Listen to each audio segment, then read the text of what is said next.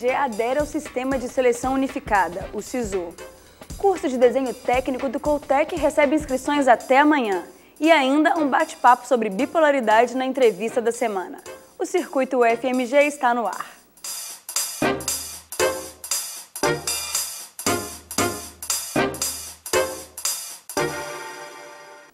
Boa noite. Mudança no processo seletivo dos cursos de graduação da UFMG.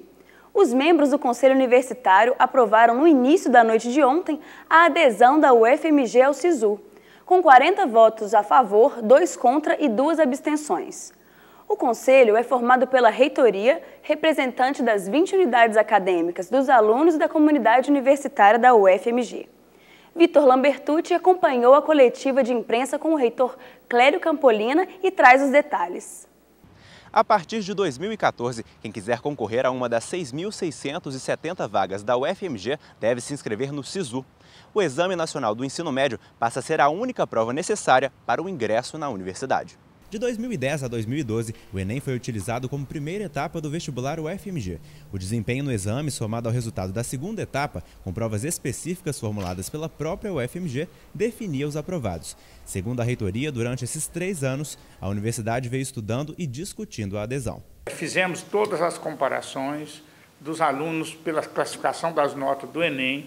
Se nós não tivéssemos a nossa segunda etapa, se fosse só Enem, comparamos isso com a nossa segunda etapa, tá certo? Na maioria dos cursos deu coincidência de mais de 95%, tá? As seleções os alunos estão todos muito agrupados, os que seriam selecionados pela segunda etapa e pelo SISU. E fizemos também o acompanhamento de todas as outras universidades brasileiras. A partir de 2014, com o resultado do Enem em mãos, o candidato deve se inscrever no Sistema de Seleção Unificado, o SISU. Durante o cadastro, ele deve escolher 2 opções entre as vagas ofertadas. Por exemplo, uma no curso de Medicina da UFMG e outra no curso de Ciências Biológicas da UFV. O concorrente também deve optar entre o sistema de cotas e as vagas de ampla concorrência. Enquanto o período de inscrições estiver aberto, o candidato pode alterar as escolhas.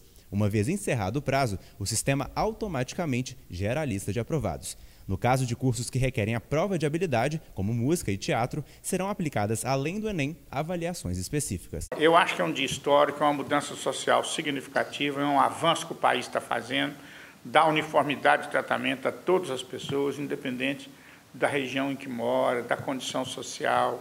Não tem mais que vir à UFMG e fazer a prova. Isso aqui é uma universidade pública, isso aqui é um patrimônio do povo brasileiro. Tem uma parte da sociedade que não vem ao UFMG porque acha que aqui é uma coisa da elite, que é caro, que não tem acesso. A população precisa de conhecer. A gente está vendo o desempenho dos alunos da escola fundamental e média. Às vezes você tem muitas escolas do interior, etc., que os alunos têm um bom desempenho. Então, eles precisam ser conscientizados que aqui é uma universidade pública, que todo mundo tem oportunidade. O que você achou da adesão da UFMG ao SISU? Comente a sua opinião na nossa página do Facebook. Basta acessar o facebook.com/tvufmg. De acordo com a Organização Mundial de Saúde, 10% da população mundial sofre de algum distúrbio de oscilação de humor. Nos casos mais graves, a alteração é chamada de transtorno bipolar. O Circuito Entrevista de hoje discute a doença. Confira. De acordo com a Associação Brasileira de Psiquiatria, mais de 4 milhões de brasileiros sofrem de transtorno bipolar. Nós recebemos Fernando Neves, professor do Departamento de Saúde Mental da Faculdade de Medicina da UFMG, que fala sobre a doença, o diagnóstico e as formas de tratamento. Boa noite, professor. Boa noite. Bom, muita gente associa o transtorno bipolar a uma alternância do humor, mas é bom primeiro explicar o que é o humor. O que seria o humor e quais são os diferentes humores, professor? Bom, humor já vou dizer que é uma coisa difícil de se explicar, né? Para o próprio paciente, às vezes, para a própria pessoa poder entender, em geral, o humor é uma coisa que a gente não consegue perceber no nosso dia a dia, né? Às vezes a gente sente que está um pouco mais triste, às vezes a gente sente que está um pouco mais alegre, a gente pode ter essa variação. Mas o humor, a alteração de humor mesmo, ela ocorre quando existe uma alteração para cima, né, que no caso seria a euforia, ou uma alteração para baixo na depressão. Na euforia, quando a pessoa está eufórica, ela está o tempo todo, né, constantemente, né, sentindo mais alegre do que o normal, né? ela fica irresponsiva em relação ao que está acontecendo no ambiente. Pode acontecer coisas tristes, ela continua ali com o humor elevado, ela continua se sentindo alegre. Ela passa a não ter muita crítica sobre os seus próprios problemas, sobre os seus próprios defeitos. E na depressão, no humor deprimido, justamente o contrário, né?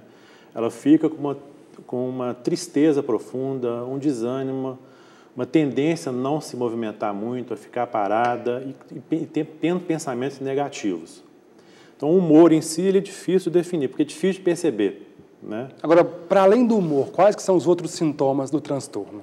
No caso, assim, para ter o transtorno bipolar, você tem que ter, pelo menos, ser caracterizado um episódio de mania ao longo da vida. Mania, a pessoa tem que estar eufórica, tem que estar com um aumento de energia, tem que estar com uma redução da necessidade de sono, tem que ter aquela tendência a fazer atividades que resultam em prazer, tem que ter alterações do apetite. Isso tem que ser constante durante pelo menos, no caso do bipolar tipo 1, uma semana, ou no caso do bipolar tipo 2, 3 dias. Você citou aí 2 tipos. Qual que é a diferença deles então, professor? Pois é, o bipolar tipo 1 é no qual os episódios de euforia são mais graves. Inclusive as pessoas podem ter sintomas psicóticos, elas podem sair da realidade, tem o que a gente chama de delírio de grandiosidade, né? Como, por exemplo, um sujeito que é um simples professor da faculdade de medicina pode achar que ele é o reitor durante o episódio de euforia com sintomas psicóticos. Um padre pode se achar que é papa, pode achar que é Cristo. Então, a gente vê que o humor, os sintomas psicóticos, que a gente diz que é congruente com o humor, né? Então, você tem um humor alterado, uma grandiosidade, e em cima disso aí você pode ter vivências psicóticas no qual a pessoa se afasta, perde a capacidade de julgamento. Tem pessoas que são mais predispostas a terem transtorno bipolar? Pois é, o transtorno bipolar ele tem um grande componente genético. Ele teria 90% de hereditariedade, ou seja, 90% das manifestações decorrem de alterações genéticas. Entendi. E como é que é feito o tratamento, professor? Bom, o tratamento ele é baseado inicialmente no uso de estabilizadores de humor, né, como exemplo o carbonato de lítio, o ácido valproico, que são medicamentos que eles fazem com que o humor deprimido se torne normal e que o humor eufórico venha para a normalidade. Isso sem fazer com que tratar o humor deprimido leve a euforia e tratar a euforia leve a depressão. Então tem que ter essas características. Só para entender, são diferentes estágios do tratamento? Medicamento, depois passa a ser consultas? Inicialmente, como o paciente, às vezes, ele chega na primeira consulta com um episódio de euforia, né, ou um episódio de depressão, o primeiro objetivo é você fazer ele voltar para a eutimia, né, você fazer com que ele não tenha mais alterações de humor. Isso, quando é muito grave, é feito com medicamentos, né? Depois que o paciente tratou e recuperou, aí a proposta do tratamento é ser preventivo, é profilático, fazer com que o paciente não tenha novas crises de euforia ou novas crises de depressão. E crianças também podem ter transtorno bipolar? Podem, e assim, não existe diferença de termos de critério na literatura oficial, né? Mas tem muitos estudos que mostram, né, que crianças que têm muitas alterações de humor, né, tem muitas oscilações de humor, por exemplo, a irritabilidade, às vezes do nada a criança fica irritada, às vezes eufórica, mas mesmo não tendo o tempo suficiente, né, como eu falei que adulto é necessário, essas crianças têm mais chance, na idade adulta, evoluir com um quadro de bipolaridade. E o tratamento também é à base de medicamentos? O tratamento, na verdade, não tem muito estudo com criança, mas quando existe uma gravidade, quando fica bem caracterizado, né, o tratamento também é baseado em estabilizadores de humor. E no caso dos adultos, então, que se utilizam de medicamentos, é de uso contínuo? Não existe cura, né? Com a maior parte das doenças da medicina, é um tratamento crônico, assim como é para um diabetes, né, como uma hipertensão arterial. O que o tratamento faz, na verdade, assim, é reduzir a chance de, além de tratar os episódios, reduzir a chance de ter novas recaídas, né? As pessoas que tratam, elas têm muito menos chance, por exemplo, de morrer por suicídio, né? Isso promove uma estabilidade clínica também. As pessoas que fazem o tratamento adequado têm menos chance de desenvolver quadros de doenças cardiovasculares, por exemplo.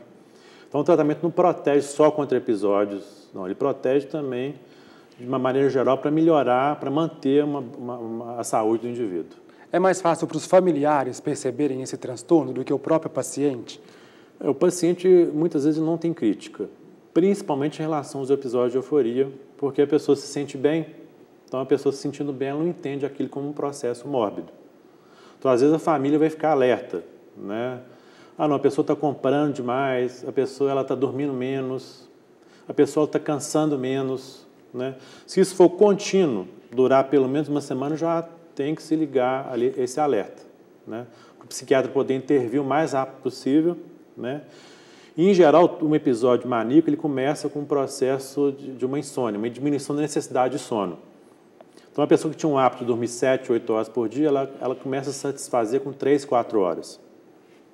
Então, é momento do psiquiatra intervir, né, no sentido de, às vezes, você trata esse problema da insônia, inicialmente você evita que depois da insônia venha uma euforia, venha uma grandiosidade, aquela constelação toda de sintomas que eu falei no início da entrevista.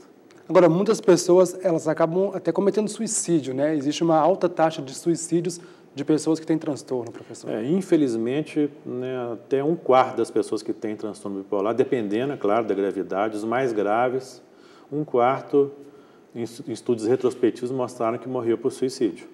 Agora, as pessoas precisam se conscientizar da importância e da gravidade da doença, porque muita gente acaba colocando isso como banal, né? Uma pessoa que, por exemplo, a pessoa de lua, a pessoa que tem uma alternância de humor, mas é mais grave do que isso.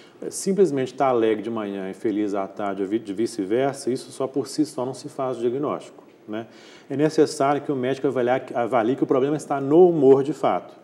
E o humor, como eu falei, ele é diferente do sentimento, da emoção. O humor é um processo mais estável, né? Ele é duradouro, né? Ele não tem responsividade em relação ao ambiente. Às vezes, essa pessoa que você está mencionando, é porque ela tem uma alegria durante o dia e fica ali muito alegre, depois tem uma tristeza e fica triste. Então, nesse caso, provavelmente não é transtorno bipolar, porque tem esse elemento de responsividade em relação ao ambiente.